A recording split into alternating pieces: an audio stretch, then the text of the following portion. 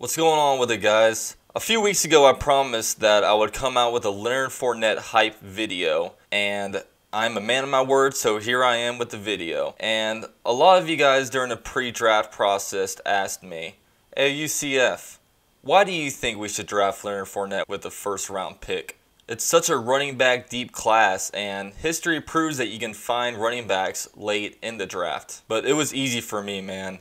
I saw two elite prospects in this draft.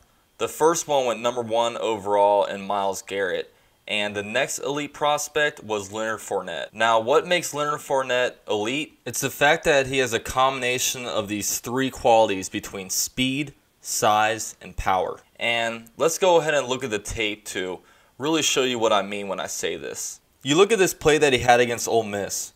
On this run, he reached a speed of 22.9 miles per hour. If this were to have been an NFL game, this would have been the second fastest speed amongst all players in the NFL in the year 2016, behind only Tyreek Hill, who reached a speed of 23.2 miles in a Week 2 punt return. The next closest player was Deshaun Jackson, who ran 22.6 miles per hour on a Week 13 catch. So Leonard Fournette is not only college fast, but he's also NFL fast. The most impressive thing about Leonard Fournette being able to run this fast is the weight at which he did it. If you compare him to the other two players I just mentioned, Tyreek Hill, he weighs 185 pounds.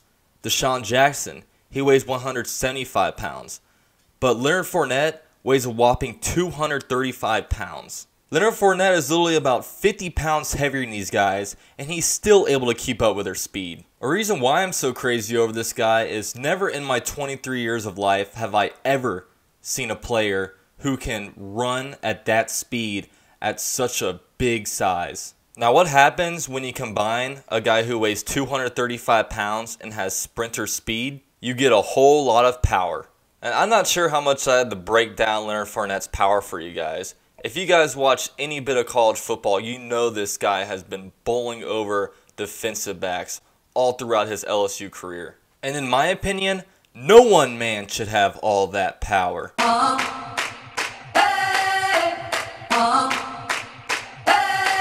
When the Jaguars drafted Leonard Fournette, they weren't just drafting a premier running back. They were drafting a player to completely change the identity of their offense. Look at some of the moves that the Jaguars made this offseason.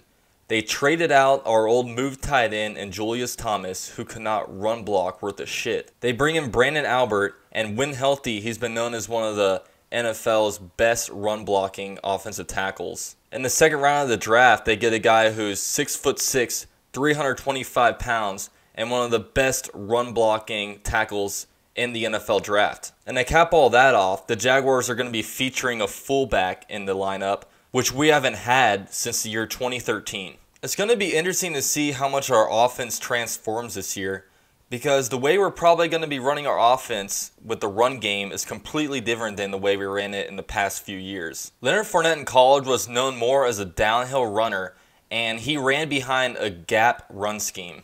The Jaguars' run game in the past few years has been based more off of a zone running scheme. A lot of you guys may wonder, what's the difference between a gap run scheme and a zone run scheme? Well, a zone run scheme is essentially reading from the outside in. So your first read, you want to try to get to the outside, and if that's not open, you want to observe the next few holes to see where the best point to attack is. The key to being able to successfully run in a zone blocking scheme is to have patience. You're going to see Chris Ivory this play essentially get the ball, and then he's going to see over here. He's going to want to run over here, but he's going to see there's 3 guys over there.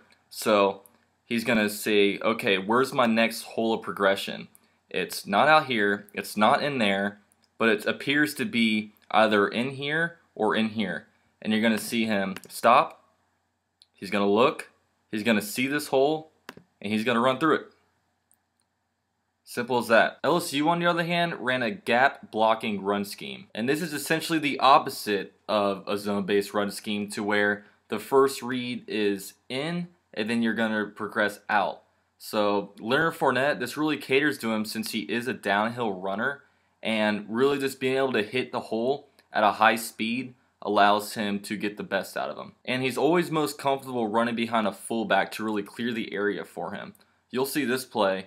He runs right in the middle, but when it looks like he's going to go down, he gets hit, but he always turns for more yards and always falls forward. A big knock against Leonard Fournette in his pre-draft process was the fact that he might be too impatient to be able to be in a zone-based run blocking scheme. This play right here was a zone run play that Fournette just didn't simply pick the right hole to run through.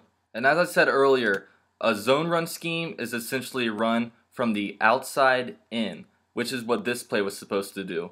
But Fournette, being a downhill, hit the hole type of runner, he decides to pick the first hole that he sees and runs through it. If he ran this play properly, he would have been able to, he had 1, 2, 3 blockers on the outside to essentially pick up some yardage that way. But instead, he picks the first hole that he sees and gets tackled. And if you see this, look how much yards he could have gained if he went on the outside of the field. He could have taken his 235 body and just ran over some more defensive backs this play. But as of the offseason moves they made, it's obvious that they want Leonard Fournette to be their identity. And with that said, I expect there to be a lot more gap-based run schemes to go on with the team. I don't know how many more stretch plays we're necessarily going to be having, but all I know is that we're going to be in I formation a lot more. And the fullback's going to be in there clearing away for Fournette very often. This is going to help Bortles greatly just to take the pressure off his shoulder and also just help mount the play-action game, which is only really effective if you have a good running game. If the Jaguars can allow Fournette to get through that first hole, he's going to be a dangerous bowling ball going down the field. I'm extremely excited about Leonard Fournette being a Jaguar. The Jaguars now have an elite home run hitter of a running back, and I am so excited to see what he has to offer for our team. But that's the end of my video. If you liked it, give it a liggity like, and let me know what you feel about it. This is y'all's boy UCF Jaguar reporting with GenJag.com, and I'm out. The Jacksonville Jaguars select Leonard Fournette. Duval.